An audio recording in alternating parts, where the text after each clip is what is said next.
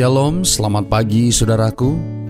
Renungan pagi kita hari ini 11 September berjudul Kapal di Padang Gurun. Ayat intinya diambil dari Markus 10 ayat 25. Demikian firman Tuhan. Lebih mudah seekor unta melewati lubang jarum daripada seorang kaya masuk ke dalam kerajaan Allah. Bersama saya, Pendeta Andre Daembani. Mari kita dengarkan penjelasannya. Kebanyakan orang tahu bahwa unta beradaptasi dengan baik di gunung pasir kehidupan. Kakinya yang lembut terbentang agar tidak tenggelam ke dalam pasir.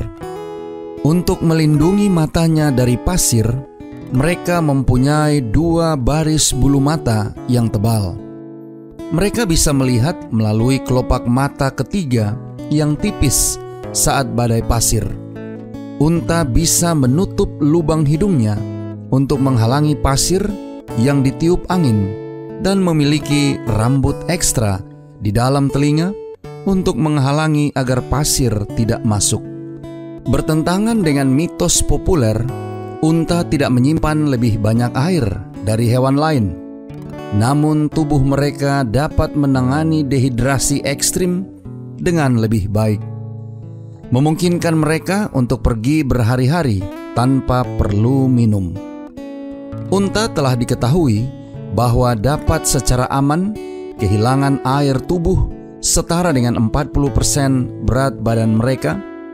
Kehilangan cairan seperti ini akan mematikan bagi hewan lain.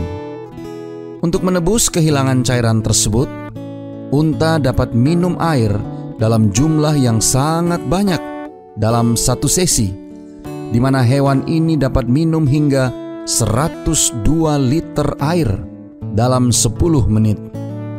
Karena besarnya perubahan suhu gurun antara malam dan siang, sistem tubuh unta memiliki kemampuan menahan fluktuasi suhu tubuh yang sangat besar tersebut, dari 36,5 derajat hingga 42 derajat Celcius.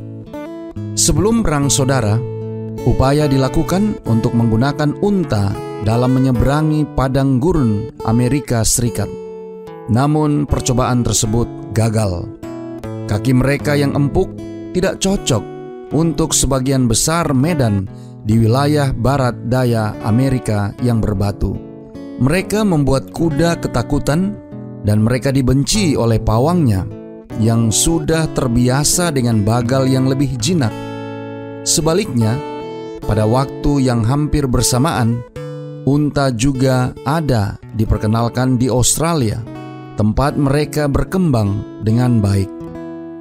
Unta liar sekarang tersebar di pedalaman Australia yang gersang dan diperkirakan mencapai jumlah lebih dari 500.000 ekor. Unta dan kanguru hidup berdampingan. Selama berabad-abad unta disebut kapal gurun karena mereka menyerupai perahu yang mengapung melintasi lautan pasir dan dapat menempuh jarak hingga 160 km dalam sehari, membawa beban berat lebih dari 450 kg. Saudara-saudara yang kekasih di dalam Tuhan, ingatlah gambaran ini ketika saudara memikirkan kata-kata Yesus, lebih mudah seekor unta melewati lubang jarum daripada seorang kaya masuk ke dalam kerajaan Allah. Dicatat dalam Markus 10 ayat 25. Yesus juga menceritakan sebuah perumpamaan tentang seorang kaya yang tiba di Hades yang telah banyak disalahfahami. Inti yang dimaksudkan Yesus adalah orang-orang kaya yang tidak peduli pada orang lain, hanya mempunyai satu hal saja yang mereka miliki dalam hidup ini. Kekayaan dengan mudah mengalihkan perhatian kita dari kerajaan Allah. Doa kita hari ini. Bapa, terima kasih untuk hari yang baru dan nafas kehidupan yang Engkau berikan bagi kami. Terima kasih melalui renungan pagi ini, kami boleh belajar tentang hewan unta yang dijuluki kapal di padang gurun.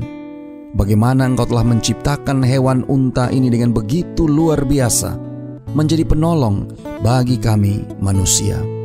Tolong kami hari ini Bapa, biarlah dengan pertolongan kuasa Roh Kudus-Mu, kami boleh dapat disanggupkan menghidupkan firman yang sudah kami dengarkan, belajar dari pengalaman hewan unta dalam kaitannya dengan orang-orang kaya yang disebutkan dalam firman Tuhan, agar kami tidak menjadi orang-orang yang berharta yang akan mengalihkan perhatian kami dari kerajaan Allah. Tetapi sebaliknya, biarlah berkat-berkat yang Engkau karuniakan akan menuntun kami untuk selalu dekat dengan Tuhan dan menjadi berkat bagi orang lain. Terima kasih Bapa. Inilah doa dan permohonan kami kepadamu. Di dalam nama Yesus kami berdoa. Amin.